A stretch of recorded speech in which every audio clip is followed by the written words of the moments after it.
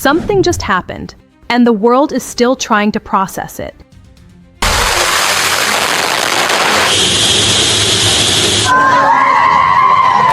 A short time ago, the United States military began major combat operations in Iran.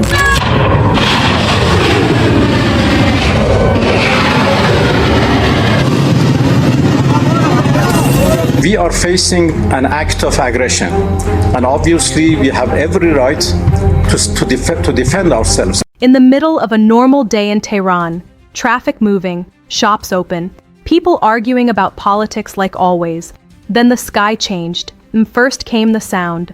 Not thunder, not construction, jet engines, seconds later, explosions, huge ones. And suddenly the capital of Iran, one of the most heavily guarded cities in the Middle East, was under attack in broad daylight, missiles slamming into the heart of the government. Smoke rising over Tehran, people running, phones recording, sirens everywhere, and the target? Not a military warehouse, not a radar station, the compound of Iran's supreme leader. The most protected location in the country. For decades, that place symbolized absolute power, untouchable, until now. Because what just happened was not a warning shot, and it definitely wasn't a symbolic strike. This looked like something much bigger, much more dangerous, something closer to a decapitation strike.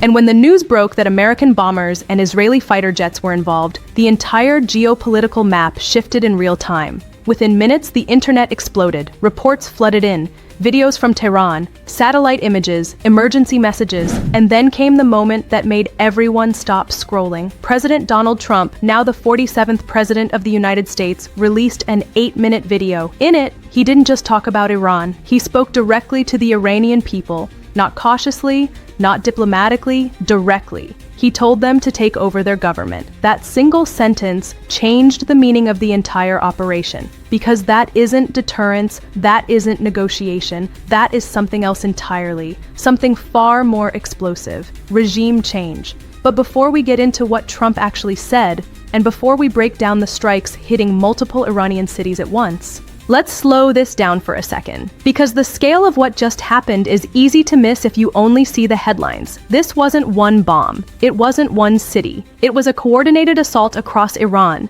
Tehran, Isfahan, Qom, Kermanshah, and several other strategic locations, almost simultaneously. Military analysts noticed it immediately. This had planning behind it. A lot of planning. The kind of planning that takes months, sometimes years, and the main question now, echoing across intelligence agencies around the world, is simple. Was the goal just to weaken Iran, or to remove its leadership entirely? Because the strike in Tehran tells a story. Satellite images released shortly after the attack show something dramatic. Black smoke rising from the compound of the supreme leader, multiple buildings damaged, possibly destroyed. For decades, that compound served as the nerve center of Iran's political and religious authority. It's where major decisions were made: military strategy, foreign policy, internal security, and now, parts of it appear to be in. Meanwhile, the videos coming out of Tehran paint a chaotic picture. Flashes in the sky, columns of smoke, crowds gathering in the streets pointing at the skyline, some shouting, some just watching in disbelief. Because no matter where you stand politically, seeing your capital under attack like that is surreal. Imagine Washington suddenly erupting in explosions, or London, or Paris. That's the scale of what people in Tehran experienced, and it didn't stop there. Reports quickly emerged that senior Iranian leadership figures were being targeted at the same time. Not just one person, multiple. According to sources speaking to international media, Israeli intelligence believed this was the moment to strike the entire command structure, the supreme leader, the president, the military leadership, all at once. Think about the implications of that. If true, this wasn't just a military strike. It was an attempt to paralyze the government, cut off decision-making, create confusion at the top. A classic decapitation strategy. But the story gets even more dramatic when you hear the words coming from Washington, because President Trump didn't try to soften the message. He leaned into it. In his video address, he spoke about decades of hostility between Iran and the United States, 40-plus years of tension, sanctions, proxy wars, threats, missile programs, and nuclear ambitions. Then he said something that shocked even some of his supporters. He told the Iranian people, "Take over your government, not protest, not pressure. Take it over." That sentence alone will be studied by historians for years, because when a sitting US president publicly calls for the overthrow of another government during active military strikes, that crosses into very serious territory.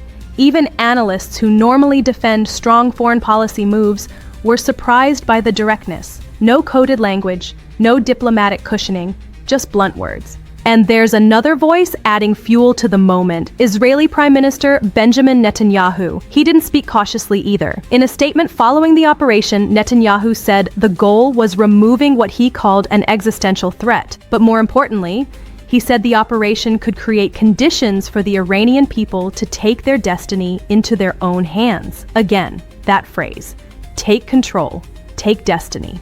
Those aren't the words of a limited strike. Those are the words used when governments believe a system might collapse.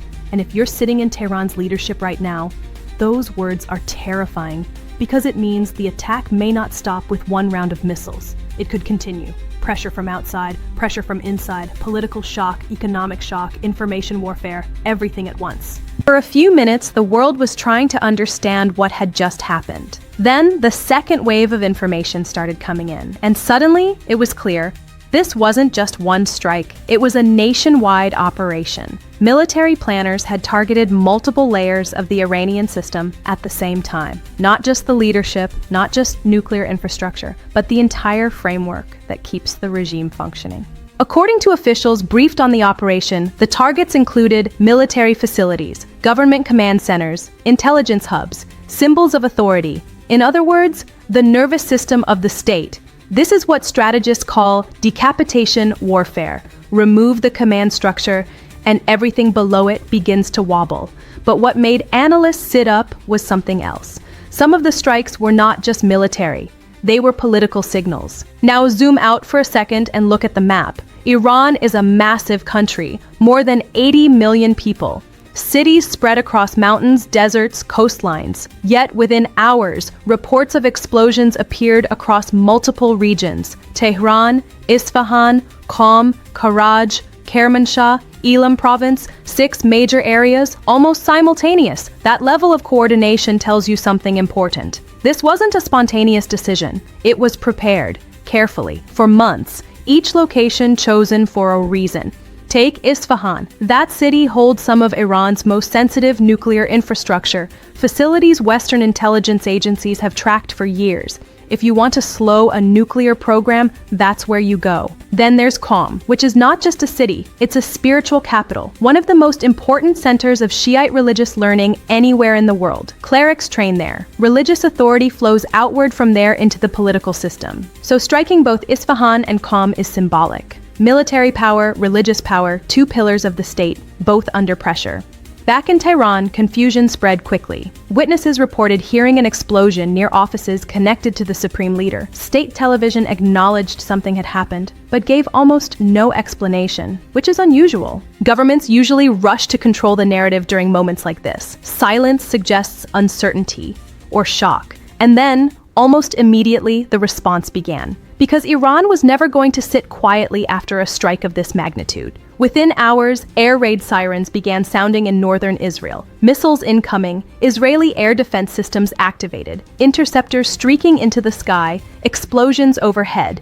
Now, American forces were directly in the picture. Reports soon surfaced that missiles had been aimed at Al Udeid Air Base in Qatar, one of the most important U.S. military installations in the region. Another major reported target was the headquarters of the U.S. Navy's 5th Fleet in Bahrain. That base coordinates naval operations across huge portions of the Middle East. If that installation was truly under fire, the stakes had just jumped dramatically. Because hitting an American base is not symbolic, it's strategic escalation. Gulf countries reacted quickly. Qatar's defense ministry announced that several missiles aimed at their territory had been intercepted. Air defense systems activated over the capital, people watching streaks of light in the sky. The United Arab Emirates reported something similar. Ballistic missiles detected, defensive systems engaged, interceptions carried out. But amid the chaos came troubling news. A casualty linked to the missile attacks. One death reported. In geopolitical terms, that matters, because once lives are lost in multiple countries, the pressure on governments increases. Suddenly, leaders across the region must decide, stay neutral, take sides, or try to calm the situation before it spreads further. Meanwhile, in Washington, the language coming from President Trump made it clear the operation wasn't meant to be small. He spoke about destroying Iran's missile program entirely, raising the industry that builds those missiles, crippling naval forces. That is not a temporary objective. That is the kind of language used when leaders believe a strategic reset is possible. Sources familiar with the planning of the operation say the strikes may continue for several days. Days, not hours. That alone separates this campaign from earlier ones. Earlier strikes were quick, contained, over before dawn. This time is different. Longer, broader, more psychological. And the timing of the first attack may have been deliberate. It happened in daylight, morning, when cities are awake, when people are watching, when the shock spreads fastest. Night strikes destroy targets. Daylight strikes send messages. And the message here was unmistakable. No place is untouchable. Not even the center of power in Tehran. But there's another layer to this story that diplomats are still arguing about, because the attacks happened just hours after talks showed progress. Negotiations between the United States and Iran had been quietly taking place through mediators. Oman playing the middle role. Careful diplomacy, slow progress. Then the mediator said something encouraging. The talks had moved forward. Not finished, but hopeful. And then bombs fell. For critics of the operation, that timing proves something. They believe diplomacy was never meant to succeed. One senior diplomat familiar with the talks expressed it bluntly. Every time negotiations start getting close to success, something interrupts them. This time, the interruption came in the form of missiles. From that perspective, the strike wasn't just military, it was political. A signal that some leaders believed negotiations would never solve the problem. Only force would. Whether that interpretation is fair or not is now being debated across the world.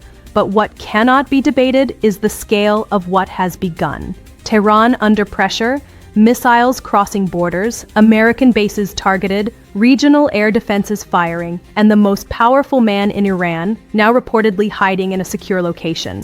At the same time, reports began emerging of missiles aimed at U.S. military facilities across the Gulf region. Bases connected to American forces in Bahrain, Qatar, the United Arab Emirates, and Kuwait all went on high alert. Suddenly, this was no longer a localized exchange. It was becoming a regional confrontation. And amid all of this, another revelation surfaced. President Trump's message offered them something unusual. Lay down your weapons and receive immunity. Continue fighting and face destruction. Offers like that are not meant for television audiences. They are meant for people inside the command structure. They are meant to create doubt. And if even a small number of commanders begin questioning the survival of the system, cracks begin to appear. Right now, Tehran itself is showing signs of strain. Heavy traffic leaving the city, fuel stations crowded, airspace closed, communication disruptions, a capital preparing for instability. At the same time, warnings have been issued telling civilians to stay away from military facilities and infrastructure. That usually means something very specific. More strikes may be coming, which suggests the events we're witnessing right now are only the opening chapter of something much bigger. And when you step back and look at the entire picture, it becomes clear why analysts are calling this moment historic. The skyline of Tehran filled with smoke, missiles flying across the region, American bases under threat, regional air defenses activated, and the President of the United States publicly telling millions of Iranians to take control of their own government. That combination is unprecedented. Modern conflicts have included invasions, sanctions, proxy battles, and cyber warfare. But a public call for internal takeover during active military strikes is something entirely different, something volatile, something unpredictable. Because once events reach this level, they stop following neat political scripts. They take on a momentum of their own. Leaders react, militaries improvise, populations move, all while the rest of the world watches in real time.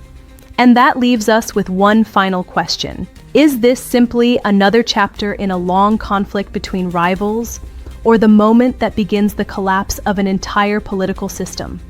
Right now, no one truly knows.